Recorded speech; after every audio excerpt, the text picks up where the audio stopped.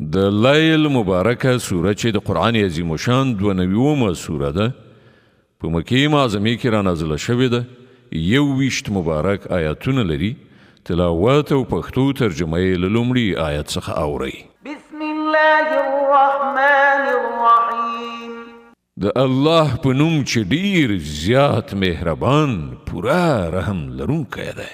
واللیل اذا یغشی والنهار إذا تجلى وما خلق الذكر والأنثى إن سعيكم لشتى. قسم دی په شپه کله چې هغه خوره شي او په ورځ کله چې هغه روښانه شي او په هغه ذات چې هغه نارینه او ښځه پیدا کړي دي.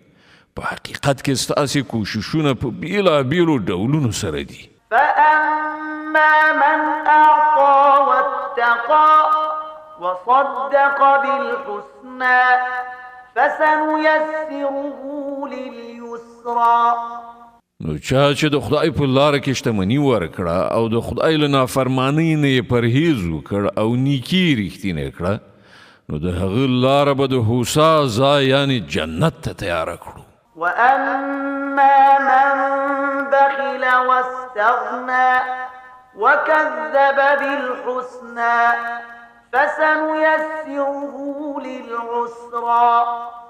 او چا چې بخیلي وکړه او له خپل خدای نه یې بې پروایي وکړه او نیکي دروغ وګڼله هغه ته به موږ د سختیا سره یعنې دوزخ ته لاره اسانه کړو. وما يغني عنه ماله إذا تردى.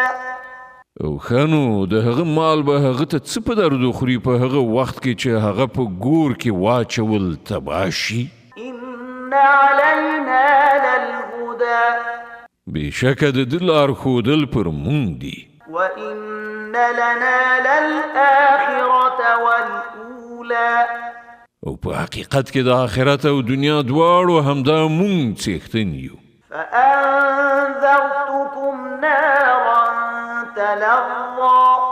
نو ما تاسې ته خبر درکړی دی له لمبو وهونکي اور نه. لا يصلاها إلا الأشقى الذي كذب وتولى. په هغه کې نه سوځي مګر هغه ډیر زیات بدمرغه چې د خدای آیاتونو ته د دروغو نسبت وکړي او مخ واړوي. وسيجنبها الأتقى الذي يؤتي ماله يتزكى. او له هغه نه به په ډډه شي هغه ډیر ښه پرهیزګار چې د سپېڅلتیا په خاطر خپل مال د حق په لاره کې لګوي. وما لأحد عنده من نعمة تجزى إلا ابتغاء وجه ربه الأعلى ولسوف يرضى. پر هغه باندې د هیچا هیڅ احسان نشته هغه ته د هغه د بدل په ورکړه کې هغه خو یوازې د خپل لوړ پروردګار د خوښۍ لټونې دپاره دا کار کوي او ارومرو به هغه ترېنه خوشحاله شي.